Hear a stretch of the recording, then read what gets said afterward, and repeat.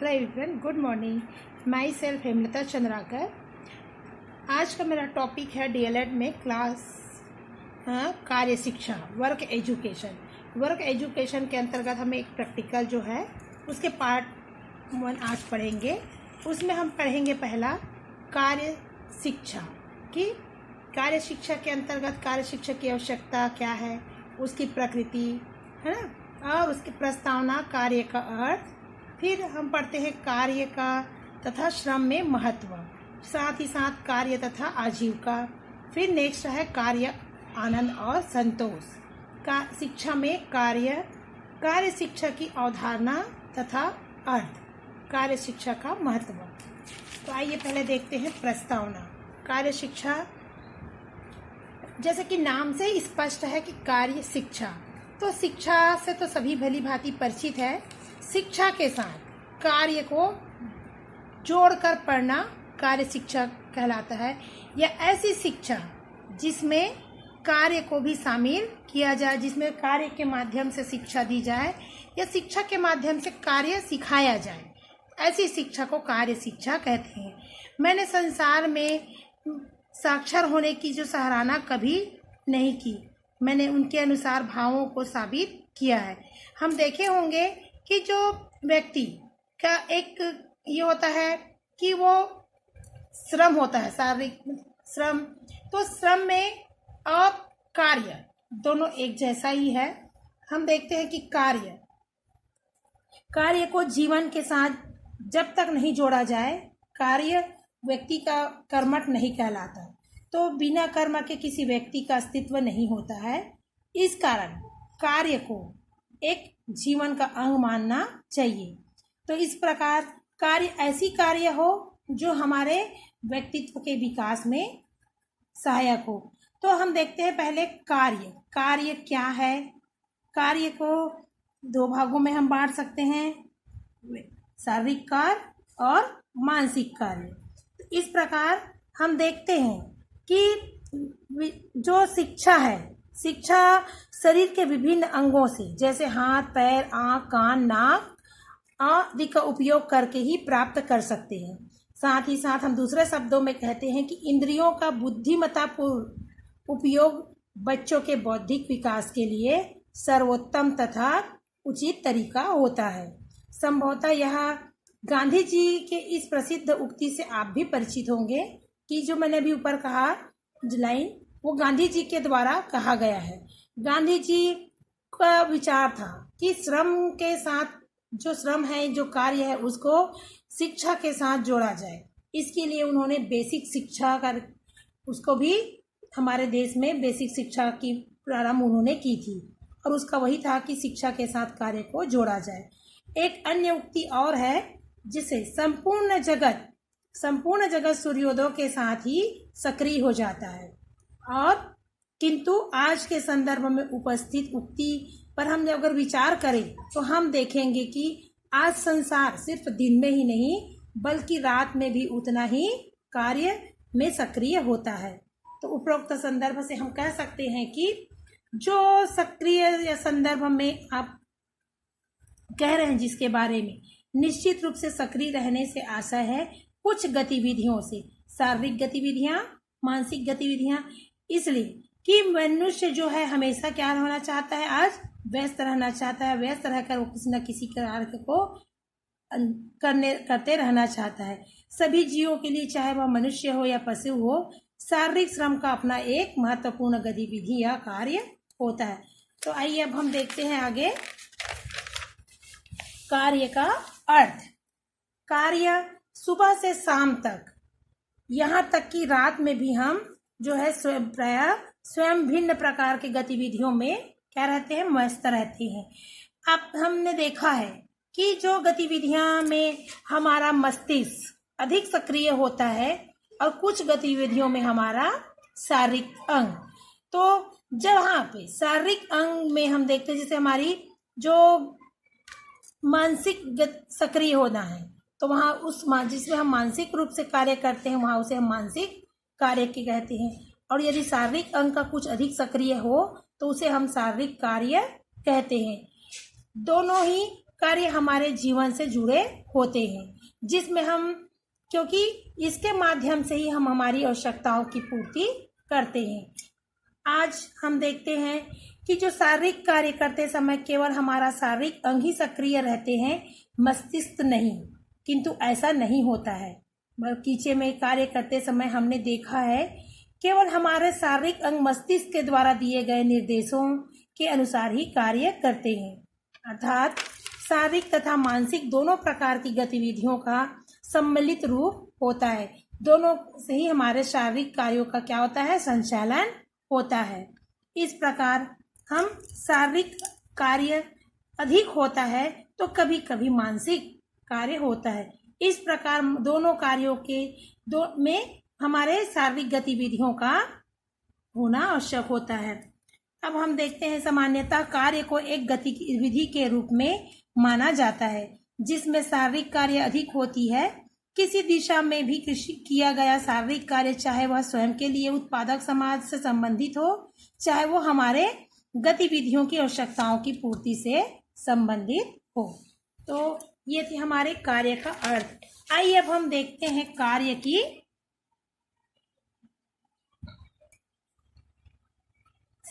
तथा श्रम का महत्व। कार्य तथा श्रम में दोनों में क्या अंतर है देख लेते हैं और उसका क्या महत्व है हमारे जीवन में। तो क्या आप जानते हैं कि जो कार्य है ना, हम कार्य करते हैं, सभी के बड़े आविष्कार कैसे हुए हैं, वो हमारे कार्य के द्वारा ही हुए हैं। शायद आप में से कुछ यह भी जानते होंगे कि जो अभी बड़े बड़े आविष्कार हमारे देश में विदेशों में हुआ है, उसमें यह कार्य केवल मानसिक चिंतन का परिणाम है ना। जब हमारे मन उसके लिए तैयार हुआ कि बड़े बड़े आविष्कारों के लिए हमारे क्या हुआ, हमारे मनोविज्ञान द्वारा, मन के द्वारा हमने उस चीजों को समझा, जाना, तब उसको हम एक कार्य के रूप में सामने रखे। यदि आप आविष्कार की विकास की प्रक्रिया को ध्यान से देखेंगे तो हम देखते हैं कि उस आविष्कार में मानसिक श्रम से बहुत पहले ही शारीरिक श्रम का स्थान आता है। जैसे कि शरीर के जो लीवर के सिद्धांत को हम सत्यापित करते हुए, तो उसमें देखते हैं कि दिए जाने वाले जो पूर्व जितनी कुछ जो शारीरिक श्रम है, भारी वजन उठाने जैसे कार्यों में लगा होता है। साथ ही साथ हैंड पंप को भी हम देखें कि वह श्रमिकों की अनुभव का ही उत्पादन है। उदाहरण के द्वारा हम बताना चाहेंगे कि श्रम से महत्व के प्रति ध्यान सहज ही चला जाता है। कार्य के संबंध में किसी अन्य दृष्टिकोण को समझने के लिए आप अपनी दिनचर्या की समीक्षा हम कर सकते हैं। जैसे कि कार्यों में देखिए, जिस घर में आप रहते हैं उसके निर्माण में उसका श्रम शामिल है। ईंट सीमेंट बनाने, दीवार बनाने तथा छत ढलाई करने में तथा पुताई करने में किस किस ने काम किया है। अब यहाँ पर हम देखते हैं कि श्रम कई प्रकार के होते हैं। अलग अलग व्यक्तियों के एक घर के निर्माण में कई लोगों के श्रम लगा होता है। चाहे उस दीवार को खड़ा करने वाला हो, चाहे उस दीवार में छत को बनाने वाला हो, चाहे नीचे फर्श का लगाने वाला हो, चाहे उसकी पोताई करने वाला हो। तो इस प्रकार एक घर को बनाने के लिए कई लोगों के श्रम की आवश्यकता होती है। साथ ही साथ हम देखते हैं, जैसे दूसरा उदाहरण में देखते हैं कि जैसे एक सब्जी उगाने वाला है, सब्जी उगाने तथा हम तक खाद्यान्न पदार्थ को हमारे तक उपलब्ध कराने के लिए किस किस का श्रम शामिल होता है। सब्जी को उगाने वाला तो उगाता है, किसान उगाता है, तो उसको उगाने के पहले हल चलता है, खाद डालते हैं, बीज उगाते हैं। इस प्रकार उसमें फिर निदाई गुड़ाई होते हैं, फिर उसके कटाई होने के बाद वो बाजारों के में अन्य लोगों से होते होते हम तक पहुंचता है। तो इस प्रकार श्रम जो है कई लोगों से संबंधित होता है। अब हम देखते हैं कार्य तथा आजीविका। कार्य और आजीविका देखिए क्या है। कार्य और आजीविका का घनिष्ठ संबंध होता है, क्योंकि कार्य होता है तभी हमारे आजीविका चलता है। तो इस प्रकार आजीविका के लिए व्यक्ति क्या करता है, कार्य करता है। तो इस प्रकार दोनों का क्या होता है, संबंध होता है। आइए यह देखते हैं कि हम आजीविका को हम किस प्रकार परिभाषित कर सकते हैं। एक लोहार लोहा का सामान बनाकर बेचता है। एक उदाहरण के द्वारा देखिए, तो यहाँ पर एक लोहार जो है लोहा का सामान बनाता है और बेचता है। किसान फसल उगाता है और उसका कुछ हिस्सा अपने परिवार के लिए रखकर जो शेष बचा हिस्सा होता है उसे क्या करता है, बेच देता है ताकि उससे कुछ धन कमा सके। वैसे ही रिक्शा चालक धूप, सर्दी, गर्मी, बरसात हर मौसम में वह जो अपने यात्री होते हैं उनको उनके गंतव्य स्थान तक पहुंचाता है।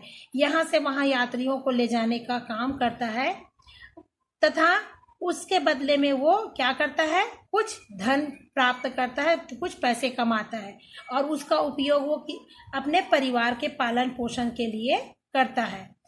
तो इस तरह हम देखते हैं धन की अपेक्षा के साथ किया गया श्रम क्या है, आजीविका है। श्रम में अंतर होता है। तो जैसे हम श्रम करते हैं, क्यों करते हैं, ताकि उस श्रम के बदले हमें कुछ पैसा प्राप्त हो सके, कुछ धन प्राप्त हो सके, जिससे हमारी आजीविका जो है वो चल सके। इस प्रकार श्रम का केवल आर्थिक मूल्य है वरन सामाजिक मूल्य भी होता है। तो ये थी हमारी कार्य और आजीविका। कार्य और आजीविका दोनों एक दूसरे के पूरक होते हैं, घनिष्ठ संबंध होते हैं। अब आइए हम देखते हैं कार्य आनंद और संतोष। जब कार्य आनंद और संतोष से हमारा तात्पर्य है कि जब हम किसी कार्य को करते हैं तो कार्य को करने में हमें आनंद मिलता है, और जब हमें उस कार्य को पूरा हो जाता है, उसके जो हम निश्चित उद्देश्य लक्ष्य होता है, जो लक्ष्य प्राप्त हो जाता है उस कार्य को करने से, तब हमारे मन को एक संतोष मिलता है। तो देखें, अपने देश की सामाजिक आर्थिक स्थिति से आप भली भांति परिचित हैं। अधिकांश व्यक्ति अपनी आजीविका अर्जित करने के लिए श्रम करते हैं और इस प्रकार हमारे सारे जो लोग हैं किसी न किसी श्रम से जुड़े होते हैं। क्या ये श्रम सिर्फ पैसे कमाने के लिए करते हैं या फिर उन्हें उसे करने के लिए किसी प्रकार की खुशी या आनंद मिलता है। सबके अपने अपने कार्य करने का एक नजरिया होता है। हम देखें कि एक जो गरीब आदमी है वो सिर्फ अपनी आजीविका के लिए कार्य करता है, लेकिन कहीं कहीं पे ऐसा होता है कि कुछ व्यक्ति ऐसे होते हैं जिसे कार्य करने में आनंद मिलता है और उस आनंद के साथ उसे एक मानसिक संतोष की प्राप्ति होती है। तो इस प्रकार के भी कई लोग होते हैं जो संतोष के रूप में अपने कार्य को खुशी खुशी से करते हैं। जैसे हम देखते हैं कुम्हार के बर्तन बनाकर उसे अलग अलग आकार देता है तथा उसे सजाता है। यह सच बात है कि खुश है कि अब उसके काम से प्राप्त यह उपलब्धि कई लोगों को जो है कि लोगों के तक वो कहा जाता है उसकी भूख मिटा सकता है। कई लोगों के साथ वो उस जो है जुड़ा होता है। तो उस प्रकार उस कार्य के द्वारा उस कुम्हार की मिट्टी को जब लोग अपने अपने घर में किसी सजावट के रूप में, तो किसी बर्तन के उपयोग के रूप में या दिए के रूप में, जैसे भी है, ले जाता है, तो वहाँ उसके बदले उसे धन तो प्राप्त होता ही है, साथ ही साथ उसे यह संतोष होता है, उसे यह खुशी होती है कि मेरे द्वारा जो बनाए गए बर्तन थे, ये जो बनाए गए मिट्टी के जो भी सजावटी बनाए गए थे बर्तन, वो तो दूसरों के घर सजावट के काम में आता है, उसको देखकर खुशी होती है और संतोष प्राप्त होता है। तो इस प्रकार वास्तव में किसी भी कार्य में लगे श्रम में न केवल धन की प्राप्ति होती है बल्कि आनंद की भी प्राप्ति होती है। इसका अर्थ है कि शारीरिक श्रम आनंद तथा संतोष से संबंधित होता है। फिर हम अगला देखते हैं शिक्षा में कार्य। शिक्षा में कार्य जो शिक्षा के साथ जोड़कर किसी भी कार्य को शिक्षा में जोड़कर जो दी जाने वाली शिक्षा होती है वो कार्य शिक्षा कहलाती है। एक हम देखते हैं एक पत्रिका में उल्लेख मिलता है कि प्रशिक्षु शिक्षकों से बातचीत करने के दौरान गांधी जी ने कहा था कि हमें शिक्षा में परिवर्तन लाने होंगे। गांधी जी का विचार था कि जो शिक्षा वर्तमान शिक्षा पद्धति है उसमें क्या किया जाए, परिवर्तन किया जाए। मानसिक जो है और मस्तिष्क को हाथों के द्वारा प्रशिक्षित किया जाना चाहिए। गांधी जी का विचार है कि जो हमारे मस्तिष्क है उसके द्वारा जो हमारे जो कार्य है उन कार्यों को साकार रूप देना आवश्यक है, अर्थात मस्तिष्क को हाथों द्वारा प्रशिक्षित किया जाना चाहिए। यदि मैं कवि होता तो पांचों उंगलियों की संभावनाओं पर कविता लिखता। आप ऐसे क्यों सोचते हैं कि मस्तिष्क ही सब कुछ है, शेष इंद्रियां कुछ नहीं है? ऐसे लोग जो केवल सामान्य शिक्षा प्राप्त करते हैं तथा हाथों को प्रशिक्षित नहीं करते, उनके जीवन में संगीतमयता नहीं होती, उनके शरीर के अंग प्रशिक्षित नहीं होते हैं। केवल पुस्तकी ज्ञान जिज्ञासा उत्पन्न नहीं कर सकता है, अतः वे अपना ध्यान जो है वो एकत्र नहीं कर पाते। केवल शब्दों के माध्यम से दी जाने वाली शिक्षा जो है थकान उत्पन्न करती है तथा बच्चों का ध्यान भटका देती है। वे शिक्षा में शारीरिक कार्य की अनिवार्य घटक के रूप में देखते हैं। साथ ही साथ कार्य आधारित शिक्षा की सिफारिश कई समाजशास्त्रियों द्वारा शिक्षाविदों द्वारा की जाने वाली है।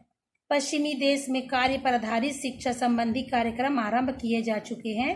वास्तव में उत्पादक कार्य एक व्यक्ति के महान शिक्षक है। तो यह गांधी जी के विचार हैं। ये उक्ति जो मैंने अभी कहा वो गांधी जी के हैं। तो गांधी जी का मानना है कि जो शिक्षा है वो यथार्थ से जोड़ा जाए, शिक्षा को कार्य के साथ जोड़ा जाए। हमारी जो इंद्रियां हैं उनको सिर्फ पढ़ाई पुस्तकी ज्ञान से ही नहीं, बल्कि जो हमें हमारे यथार्थ जीवन के उपयोग होने वाले जो कार्य है उनके साथ जोड़ा जाए। केवल जो पुस्तकी ज्ञान है उससे हमारा जो है सिर्फ कुछ चीजों का विकास हो सकता है, पूरा शारीरिक विकास संभव नहीं है, हमारा संपूर्णतः मानसिक विकास संभव नहीं है। बल्कि आज की जो शिक्षा है वो कैसी है, थोपने वाली शिक्षा है। तो इसलिए गांधी जी ने शिक्षा के साथ कार्य को जोड़कर कार्य में उस शिक्षा में जीविका उपार्जन के साधन के रूप में उन्हें अपनाने की बात कही है। अब हम देखते हैं कार्य शिक्षा की अवधारणा तथा अर्थ। कार्य शिक्षा की प्रत्येक देश में शिक्षा का मुख्य उद्देश्य ऐसी शिक्षक प्रणाली का विकास करना है जो कि प्रत्येक बच्चे में प्रतिभा और कौशलों को विकसित होने का अवसर प्रदान कर सकते हैं। अतः यह अनिवार्य है कि कार्य को शिक्षा का अनिवार्य अंग बनाया जाए। क्योंकि अगर कार्य को शिक्षा का अनिवार्य अंग इसलिए बनाया जाए कि जो बच्चे हैं पढ़ाई के साथ साथ अपने जीवन के लिए, भावी जीवन के लिए अपने आप को तैयार कर सके, ऐसे अवसर उन्हें प्राप्त हो जो पढ़ाई के बाद तुरंत वह कुछ न कुछ अवसर प्राप्त कर सके। कार्य शिक्षा